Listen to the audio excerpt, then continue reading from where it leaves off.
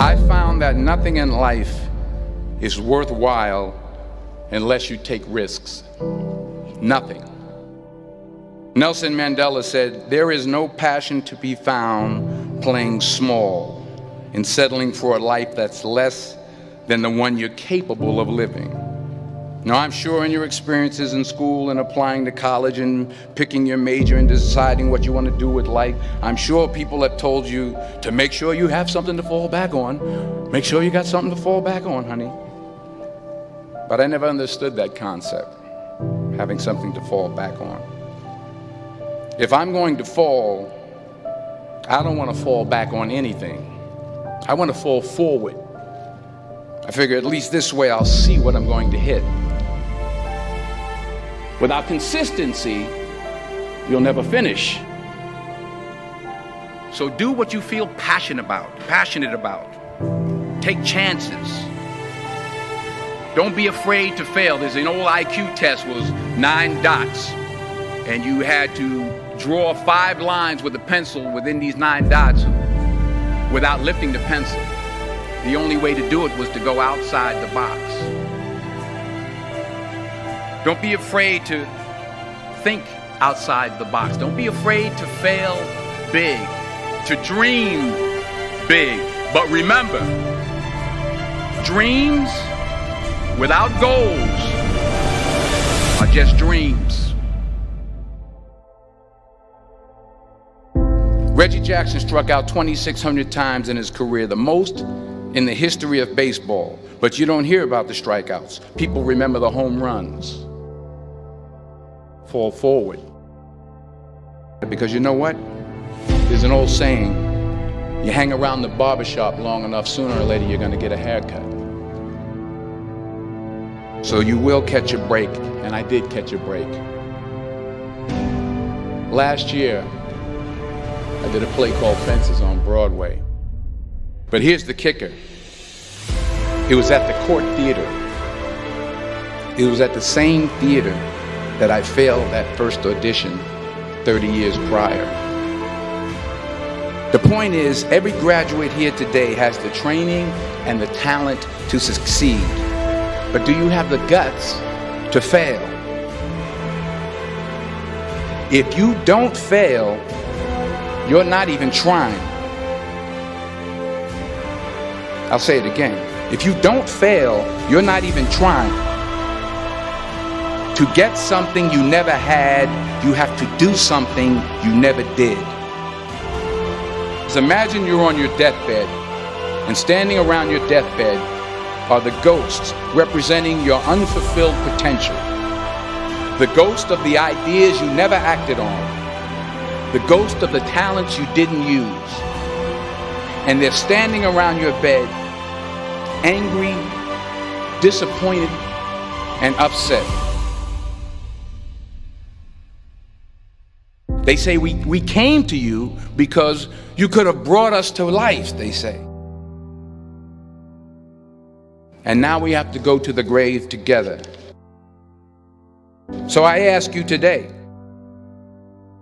how many ghosts are going to be around your bed when your time comes?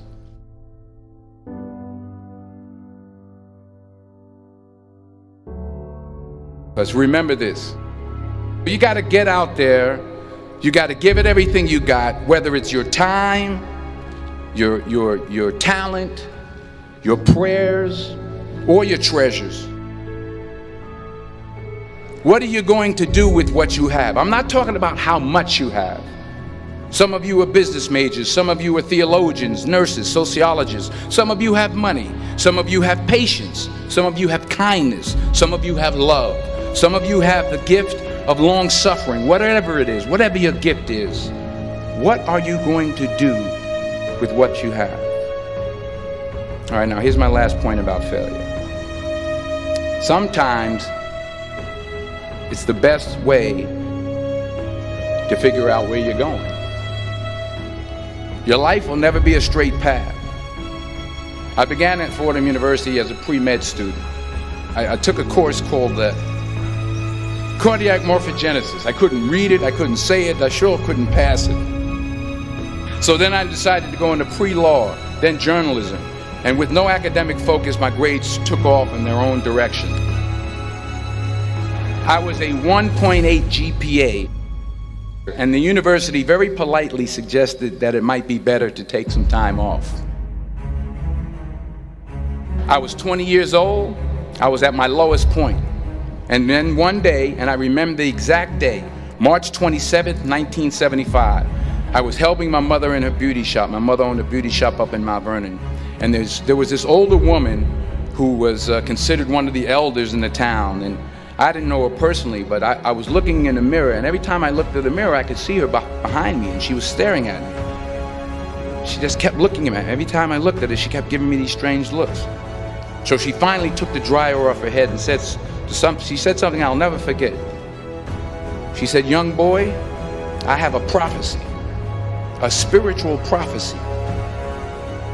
She said, "You are going to travel the world and speak to millions of people."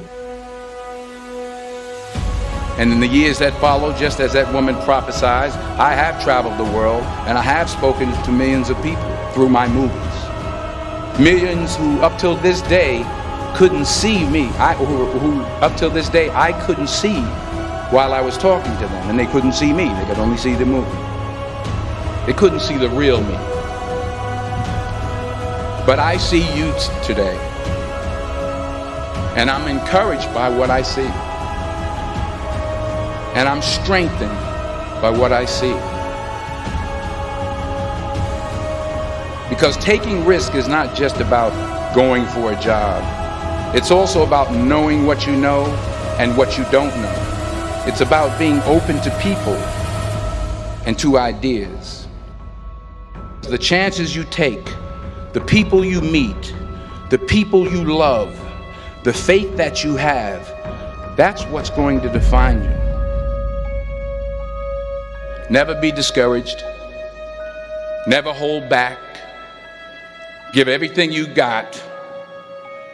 And when you fall throughout life, remember this: fall forward.